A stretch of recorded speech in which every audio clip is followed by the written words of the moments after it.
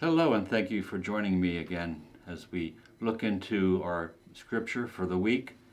This week, we're going to be looking at Luke 12, verses 32 to 34.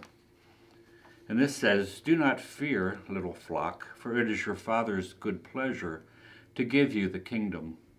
Sell what you have and give alms. Provide yourselves money bags which do not grow old, a treasure in the heavens that does not fail, where no thief approaches nor moth destroys. For where your treasure is, there your heart will be also."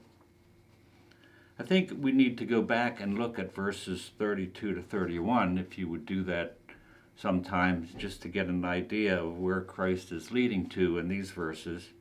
It'll help to better understand and help us to see Christ's important teaching on anxiety and worry.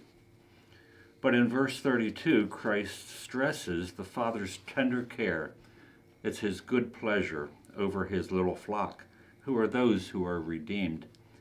He does this as an antidote for anxiety. Just as a father was pleased to offer his son as a sacrifice for sin, God also takes pleasure in his people whom Christ redeemed. Worry is unnecessary for believers, but we all do worry.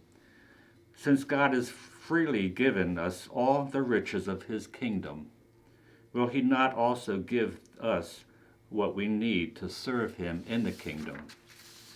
An interesting side note that I found, and I'm always looking for these little tidbits, but in verses 2:14, at the announcement of Christ's birth, where it's mentioned goodwill towards men, this could well be rendered in God's good pleasure also.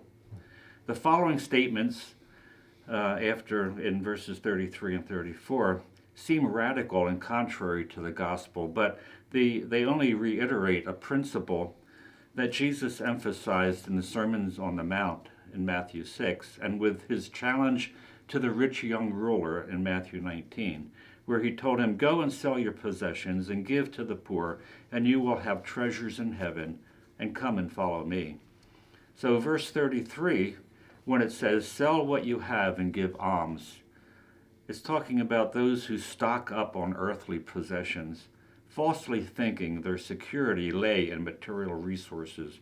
They need to lay up treasures in heaven instead. This is not an absolute prohibition of all earthly possessions.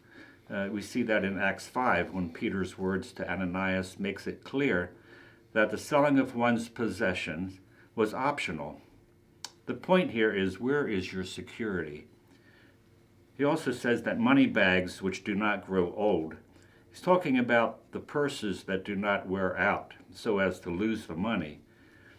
And these are defined as treasures in the heavens that do not fail. The surest place to put our money is in such purses, in heaven, safe from thieves and decay. In verse 34, he's talking about your heart will be also. I think what he's saying here is where you put your money reveals the priorities of your heart. In Matthew 6:24 and Luke 16:13, we're told that we cannot serve both God and money. So anything that competes for a person's allegiance to God is a roadblock to salvation. Thank you for being with me.